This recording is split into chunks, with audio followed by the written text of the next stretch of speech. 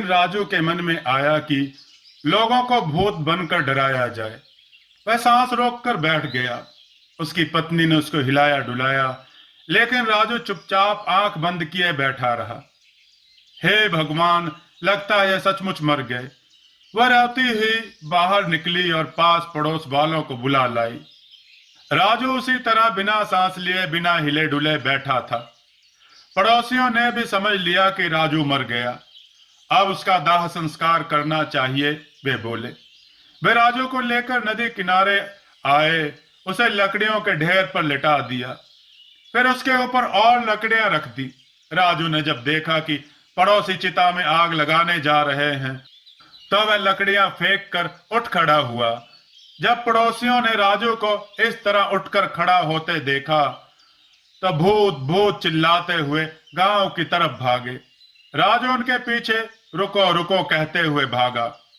गांव पहुंचकर वे बोले, राजू मरकर भूत बन गया है और गांव की तरफ आ रहा है। इतना सुनना था कि सारे गांव वाले अपने घरों में घुस गए और दरवाजे बंद कर लिए। जब राजू गांव में पहुंचा तो वहां सन्नाटा छाया था। राजू अपने घर की तरफ चल दिया। राजू की पत्नी नागम्मा ने भी सुन लिया था कि उसका पति भूत बन गया है। उसने भी जल्दी से घर का दरवाजा बंद करके कुंडा लगा लिया। घर पहुंचकर राजू बोला, नागम्मा, दरवाजा खोलो, मैं राजू हूं।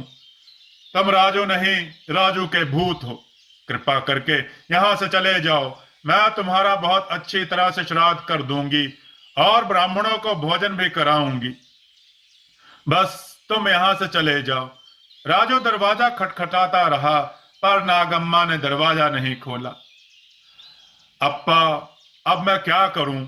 मेरी पत्नी भी मेरा विश्वास नहीं कर रही कि मैं भूत नहीं हूं। राजू ने सारे दिन से कुछ नहीं खाया था। अब उसे बहुत जोर की भूख लगी थी। मुझे कौन भोजन देगा जब मेरी पत्नी भी मुझे भूत समझ रही है? वह चलते चलते गांव के मंदिर पहुंचा।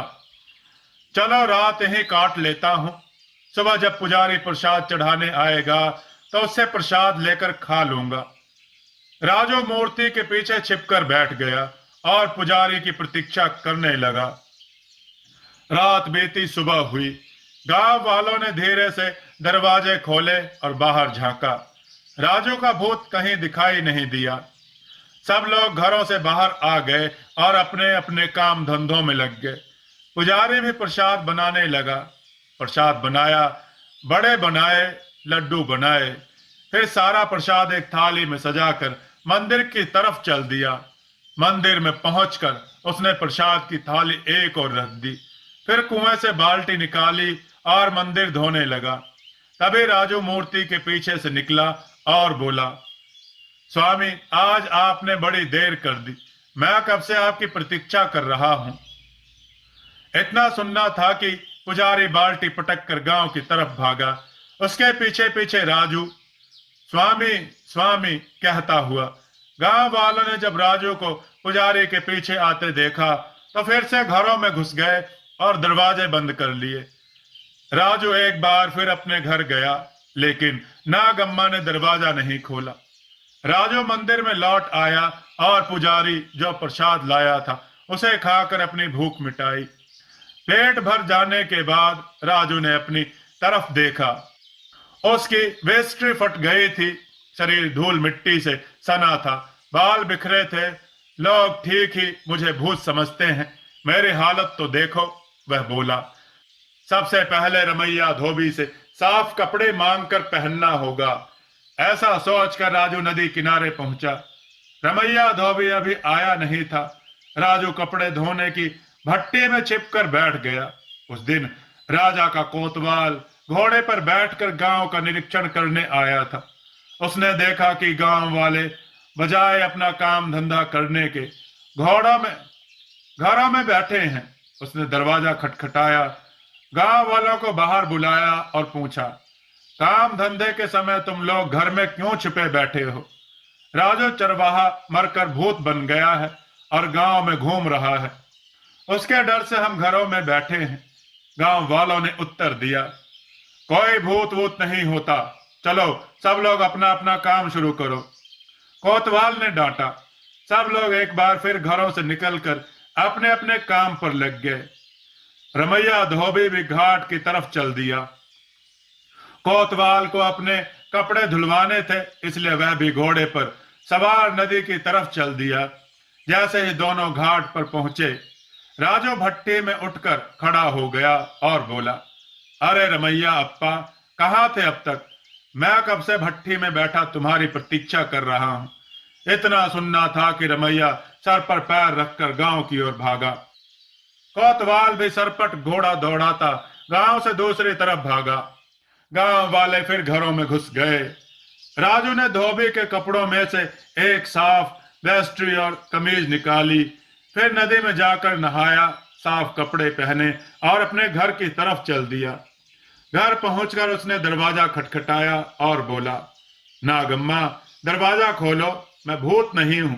अरे जब मैं मरा ही नहीं तो भूत कैसे बन सकता हूं? हमने तुम्हें मरा हुआ देखा था, नागम्मा अंदर से बोली। ना तुम सांस ले रहे थे, ना हिल डुल रहे थे। मैं समझा था कि मैं मर रहा हूं, इसलिए मैं सांस रोककर बिना हिले डुले लेटा रहा, राजू ने कहा। असल में एक यात्री ने मुझे एक सूत का धागा दिया था और कहा था, जिस दिन यह धागा खो जाएगा उस समय मैं मरने वाला हूं। तुम दरवाजा खोल कर देखो तो मैं मरा नहीं हूं, जीवित हूं। नागम्मा ने धीरे धीरे दरवाजा खोला। सामने राजू नहाए धोए, साफ कपड़े पहने खड़ा था। यह भूत नहीं लग रहा था, नागम्मा ने सोचा। फिर उसने हाथ बढ़ाकर राजू को छुआ और जोर से चिंगोटी काटी। अप्पा, राजू चिल्लाया। नागम्मा समझ गई कि राजू भूत नहीं है। उसने जल्दी से दरवाजा खोलकर उसे अंदर कर लिया। उसे भरपेट खाना खिलाया। राजू खा पीकर सो गया। नागम्मा गांव की तरफ चल दी, सबको बताने के लिए कि राजू भूत नहीं है।